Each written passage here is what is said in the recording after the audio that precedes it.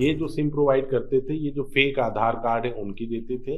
यहाँ जो genuine customer आते हैं वो अपना आधार कार्ड जमा करते हैं, उन्हें एक सिम लेनी होती है, तो बाद में इनके पास इनकी फोटोकॉपी होती है, उस पे ये और ज़्यादा क्या बोलते हैं, दूसरे के नाम पे सिम दे देते हैं। क्या पंजाब से भी कोई कनेक्शन है क्या? इसमें पंजाब में हमारी टीम गई थी क्या? नहीं, इसमें पंजाब में हमारी टीम पंजाब में गई थी क्या? एक अकाउंट पंजाब का। अच्छा, एक अकाउंट पंजाब में खुला हुआ है, पंजाब का अकाउंट खुला। कितने टाइम से सर ये कर रहे थे? ये जो दोनों हैं भाई, ये तो पिछले 3 साल से अधिक से कर रहे हैं। इनके विरुद्ध दिल्ली में भी एक मुकदमा है जिसमें बाई नेम वांटेड है। इसके अलावा इनके विरुद्ध, दोनों भाइयों के विरुद्ध केरला में मुकदमे हैं, जिसमें से एक मुकदमा 112 का है, जिसका मतलब होता है कि ये संगठित अपराध में लिप्त हैं और ये संगठित तरीके से अपराध कर रहे हैं। उस पर्टिकुलर केस में इनके विरुद्ध एनबीडब्ल्यू भी केरला पुलिस ने ले रखे।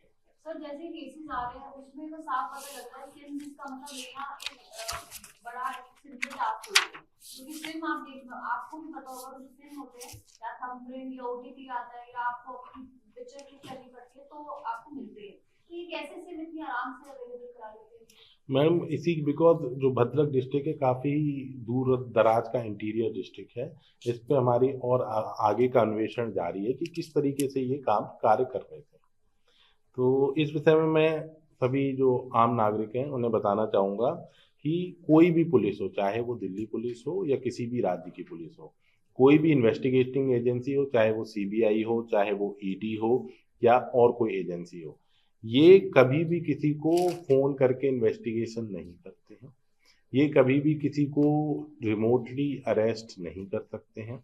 ये कभी भी किसी को इस तरीके से डिजिटली अरेस्ट नहीं कर सकते हैं। तो आम नागरिक को इस तरीके की अगर कोई वारदात उनके साथ होती है तो किसी भी तरीके से घबराना नहीं है, और अगर कुछ ऐसा होता है तो तुरंत उस फ़ोन को डिस्कनेक्ट करें, उस नंबर से कॉल आई है उस नंबर को ब्लॉक करें, और जो लोकल नियरेस्ट पुलिस स्टेशन है या तो वहाँ जाके अपनी बात बताएं या फिर वो 1930 पे फ़ोन करके अपनी शिकायत दर्ज कर सकते हैं। तो पर्टिकुलर टारगेट का कुछ नहीं पता लगता, किनको टारगेट करते हैं? नहीं, वो रैंडम फ़ोन करते हैं, हमें ऐसा लगता है कि हमें टारगेट किया जा रहा है। इस पूरे जो हमने ऑपरेशन किया है इसमें मैं मुंबई पुलिस और जो एफआरआरओ मुंबई हैं उनको, केरला पुलिस को और अन्य राज्य की पुलिसों को मैं बहुत ही हृदय से धन्यवाद देना चाहता हूं कि उन्होंने बहुत ही प्रॉम्प्टली सपोर्ट किया, जिसके कारण कुछ अपराधियों को हम पकड़ पाए। इनमें से एक अपराधी बॉम्बे से दुबई की फ्लाइट में बैठ चुका था। इमीडिएटली बॉम्बे एफआरआरओ मैडम को कांटेक्ट किया गया, उन्होंने हमारी ईमेल पर रिक्वेस्ट लेके अपने इमिग्रेशन के ऑफिसर्स को उसको फ्लाइट के अंदर से पकड़ के वापस लेके आए हैं। फिर हमारी दिल्ली पुलिस की टीम उसे पकड़ के लेके आई है। इसी प्रकार से 2 अपराधियों को जो ट्रेन से भागने की कोशिश कर रहे थे, हमने बहुत ही टेक्निकल सर्विलेंस करके बीच रास्ते में ट्रेन पे अपने पुलिस वालों को चढ़ा के फिर उन्हें ढूंढ के हमने प्लेटफॉर्म से उन्हें अरेस्ट किया। Thank you. देखिए, हमारे केस में लगभग 1 लाख रुपए है, 99,888 है, लेकिन इन 6 आदमियों के विरुद्ध जो 66 कंप्लेंट पाई गई हैं एनसीआरपी पे, उसमें 50 करोड़ से ज़्यादा का फ्रॉड इनके द्वारा पाया गया है। सर, आपने कुछ अमाउंट फ्रीज भी कराया? इसमें जो हमारे अकाउंट आते जा रहे हैं सभी अकाउंट हम एनसीआरपी पोर्टल पे, समन्वय पोर्टल पे अपडेट करके उन पे फ्रीज कराते जा रहे हैं। ये जो सिम प्रोवाइड करते थे, ये जो फेक आधार कार्ड है उनकी देते थे।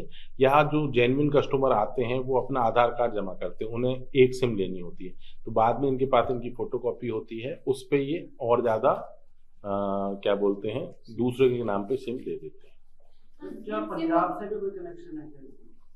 इसमें पंजाब में हमारी टीम गई थी क्या? नहीं, इसमें पंजाब में हमारी टीम पंजाब में गई थी क्या? एक अकाउंट पंजाब का। अच्छा, एक अकाउंट पंजाब में खुला हुआ है, पंजाब का अकाउंट खुला। कितने टाइम से सर ये कर रहे थे? ये जो दोनों हैं भाई, ये तो पिछले 3 साल से अधिक से कर रहे हैं। इनके विरुद्ध दिल्ली में भी एक मुकदमा है जिसमें बाई नेम वांटेड है। इसके अलावा इनके विरुद्ध, दोनों भाइयों के विरुद्ध केरला में मुकदमे हैं, जिसमें से एक मुकदमा 112 का है, जिसका मतलब होता है कि ये संगठित अपराध में लिप्त हैं और ये संगठित तरीके से अपराध कर रहे हैं। उस पर्टिकुलर केस में इनके विरुद्ध NBW भी केरला पुलिस ने ले रखे। सर जैसे केसेस आ रहे हैं उसमें तो साफ पता लगता है सिम जिसका मतलब लेना एक बड़ा सिंपल टास्क होता है, क्योंकि सिम आप देख आपको भी पता होगा कि सिम होते हैं या थंबप्रिंट या OTP आता है या आपको अपनी पिक्चर क्लिक करनी पड़ती है तो आपको मिलते हैं, तो ये कैसे सिम इतनी आराम से अवेलेबल करा लेते हैं? मैम इसी बिकॉज जो भद्रक डिस्ट्रिक्ट है काफ़ी दूर दराज का इंटीरियर डिस्ट्रिक्ट है, इस पे हमारी और आगे का अन्वेषण जारी है कि किस तरीके से ये काम कार्य कर रहे थे।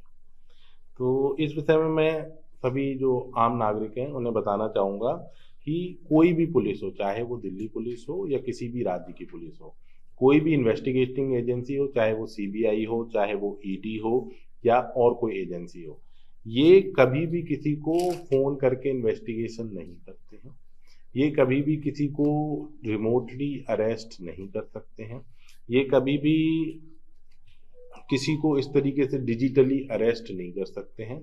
तो आम नागरिक को इस तरीके की अगर कोई वारदात उनके साथ होती है तो किसी भी तरीके से घबराना नहीं है, और अगर कुछ ऐसा होता है तो तुरंत उस फ़ोन को डिस्कनेक्ट करें, उस नंबर से कॉल आई है उस नंबर को ब्लॉक करें, और जो लोकल नियरेस्ट पुलिस स्टेशन है या तो वहाँ जाके अपनी बात बताएं या फिर वो 1930 पे फ़ोन करके अपनी शिकायत दर्ज कर सकते हैं। तो पर्टिकुलर टारगेट का कुछ नहीं पता लगता है किनको टारगेट करना है? नहीं, वो रैंडम फ़ोन करते हैं, हमें ऐसा लगता है कि हमें टारगेट किया जा रहा है।